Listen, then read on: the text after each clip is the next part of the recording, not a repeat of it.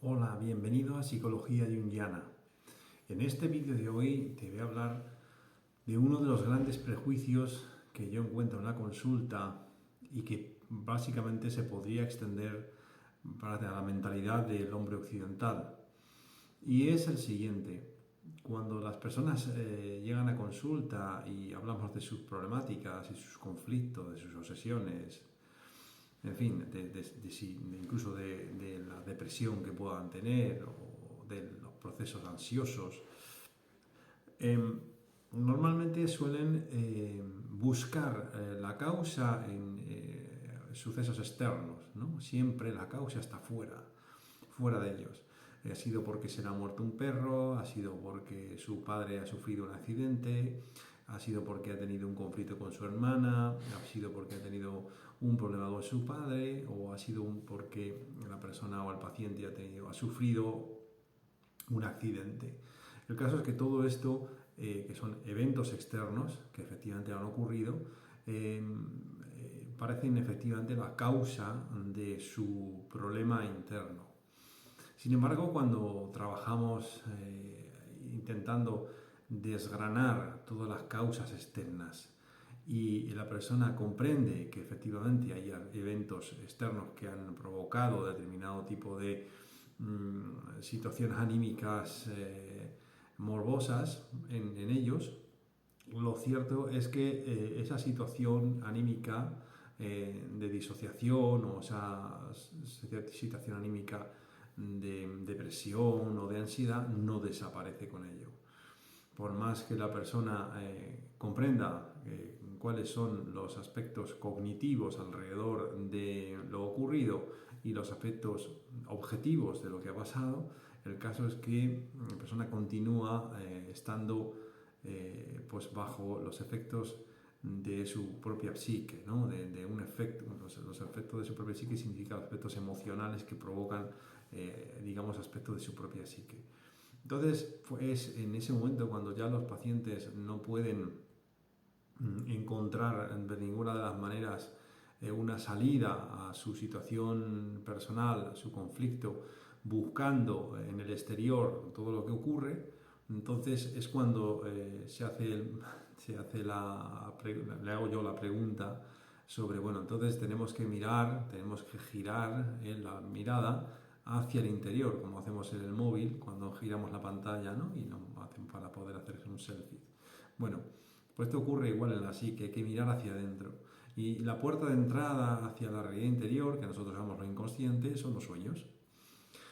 Uno de los prejuicios que también encuentro cuando empezamos a hablar de los sueños es que, claro, el paciente ha leído mucho, y sobre todo el paciente occidental, que ya padece del prejuicio, digamos, del sábelo todo, porque por supuesto ya sabe qué es lo que sucede en su cerebro, cómo ciertos neurotransmisores son los responsables de lo que le ocurre.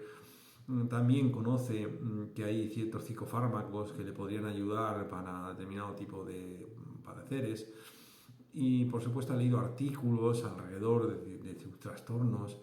Y entonces, con todo ese conocimiento que viene, con todos los que se ha leído, piensa que con eso ya se va a curar. Y resulta además sorprendente cómo, aludiendo precisamente y informándole precisamente de todo esto, tampoco los síntomas desaparecen. Únicamente pueden, digamos, bajar su intensidad, pero los síntomas continúan. Y entonces es en ese momento cuando ya finalmente, después de que hemos trabajado, digamos, el primer prejuicio, que es todo se encuentra fuera, y el segundo prejuicio, que es yo la conozco ya todo, ya lo sé todo sobre lo que me ocurre, pero sin embargo ni con uno ni con otro desaparecen los síntomas. Entonces es cuando ya sí el paciente, digamos, se atreve o al final acaba haciendo caso a esto que yo le sugiero, que es hacer, digamos, prestar atención a los sueños. Entonces, cuando empiezan a prestar atención a los sueños, prestar atención a los sueños es prestar atención a una parte de su psique que es una parte objetiva. No se trata de su yo, no se trata de prestar atención a su conciencia. Se trata de prestar atención a aquella parte de sí mismo que tiene una opinión diferente de sí. Es decir, es una parte de nosotros mismos, una parte de nuestra propia naturaleza interior, que tiene una opinión sobre nosotros. Y además hemos observado que los sueños son la expresión de un funcionamiento natural. En los sueños se expresa en muchas ocasiones de manera simbólica la problemática del paciente, es decir, vamos a encontrar perfectamente el contenido interno, una representación del conflicto interno en ese sueño.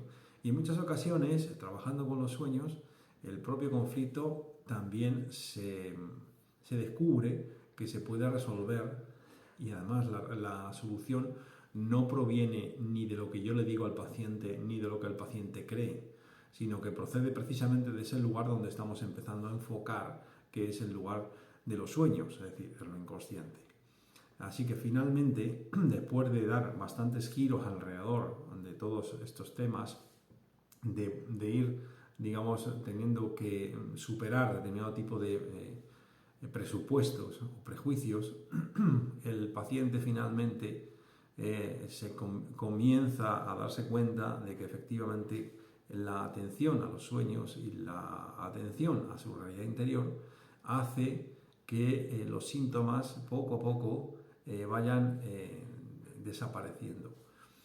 No ocurre normalmente de golpe así, sino que en ocasiones los síntomas, como ocurre también en una enfermedad orgánica, a veces los síntomas aumentan, es decir, resulta que la persona está más triste, más deprimida al principio, o está más ansiosa, entonces aumenta la ansiedad y aumenta el estado depresivo para posteriormente ir reduciéndose poco a poco.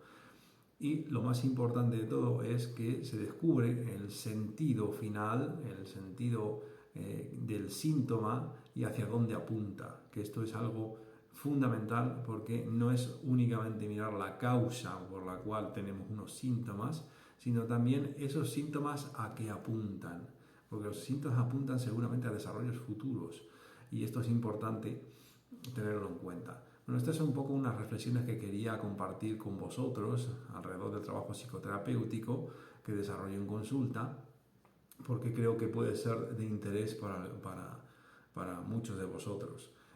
Así que con estas reflexiones me despido. Si te ha gustado el vídeo, dale al like y compártelo. Muchas gracias por tu atención y hasta el próximo vídeo.